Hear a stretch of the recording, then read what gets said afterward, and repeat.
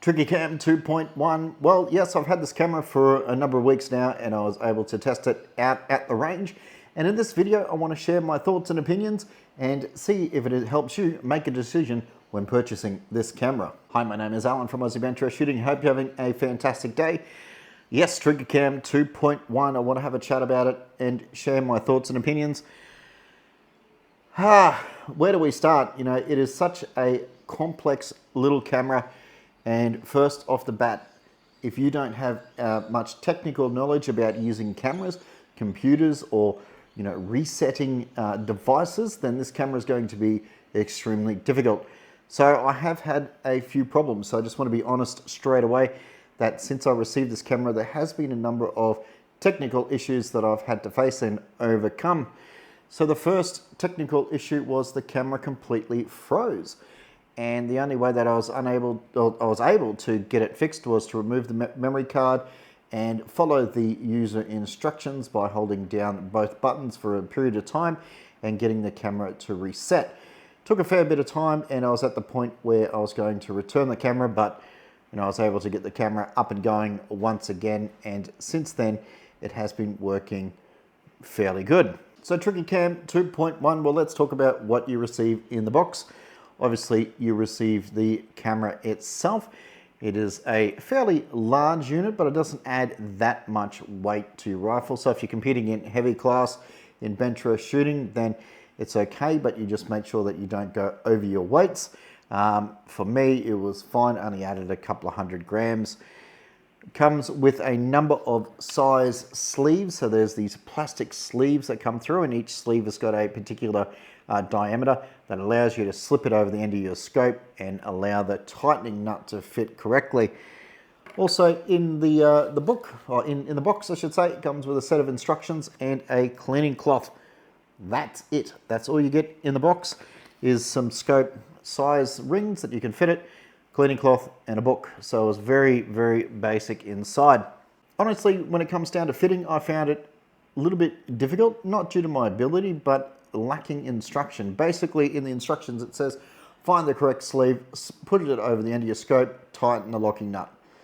Now, it doesn't really say exactly what sleeve you need, and it says that the gap must be roughly about 5 millimeters.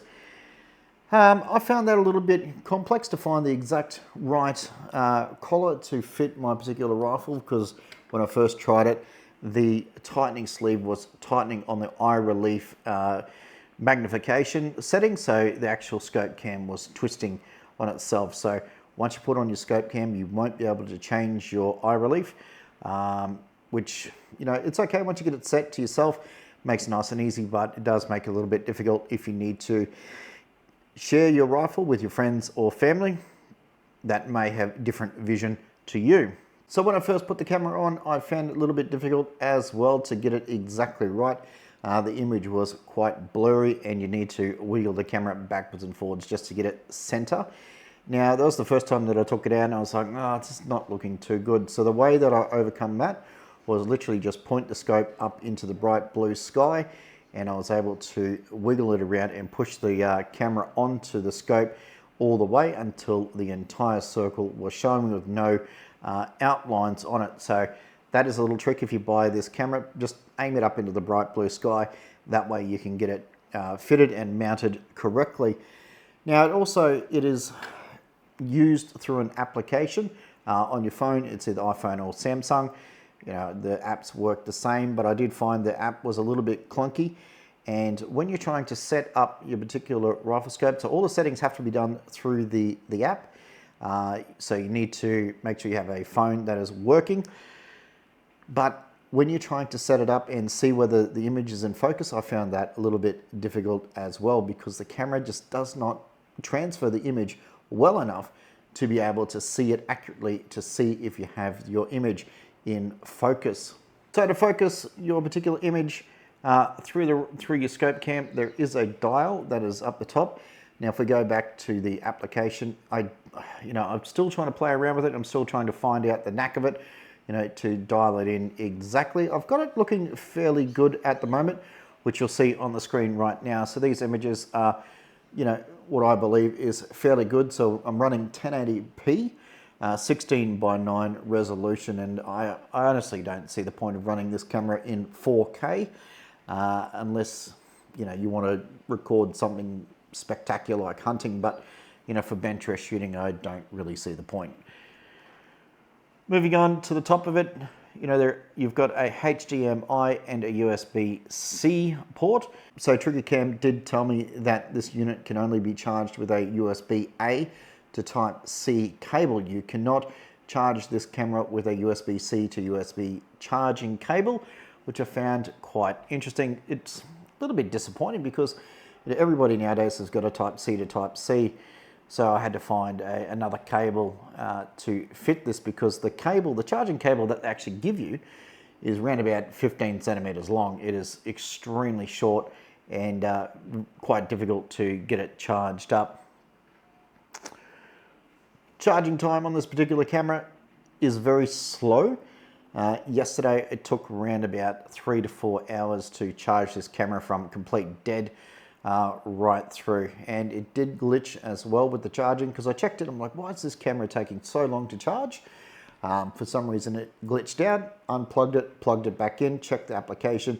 It went from 50% straight up to 80%, and then I just monitored and it was charged up fairly quickly after that. Moving on to battery life. Now the battery life is good enough for a bench rest competition, so 2 rounds of 20 minutes or something like that.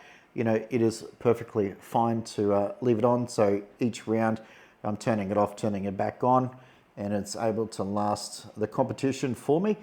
However, this camera, if just for example, today it has got, I think it's got 83% left on the camera from today's shoot, it will be dead flat in a couple of days. So when you put this away in the safe, this camera will be absolutely dead as a doornail. It does not hold its charge. I don't know why, whether it's just my particular camera that does it. But yes, I found that this camera is dead as a doornail. And before you go out to your shoots at your bench rest competition, you need to take your camera out, charge it the night before, and then you're good as gold to continue. So overall, after being using this camera for a number of weeks, yes, it is a difficult camera to use, but once it is working, you can see on the screen that it does do a good enough job to be able to record your shooting and to monitor your shots, and of course share your shooting event with your friends and family, or put it on YouTube or whatever you want to do. It is going to work fine. Now, would I recommend this camera? Hi, probably not for the average Joe. It's just too difficult. It's lucky that I have a bit of knowledge and understanding on how to work these sort of things. For somebody who's might be a little bit older and has difficulty with technology, no, I would not recommend this camera at all. It'll be an absolute nightmare for you because it is simply not plug and play. It takes a lot of fiddling to get this camera to work properly. And would I say it's worth $1,000? No, I wouldn't. Not at all. With the amount of the problems that I have faced, I'm honestly am a little bit disappointed with the price, and I thought it would have been a little bit better unit. But hopefully, TriggerCam will come up with a firm release and fix some of these issues, because they have done that already, because they have noticed that the battery issue sometimes gets locked at 5% and doesn't change, and there is a firmware update for that. So overall, that's my thoughts and opinions on this particular camera. I'm just being totally honest and open with my thoughts, nothing hidden. And of course, I purchased this camera with my own money so I can share exactly what I think of this particular product. Well, hope you like this quick review, and don't forget to like and subscribe for more videos. But until next time, bye for now.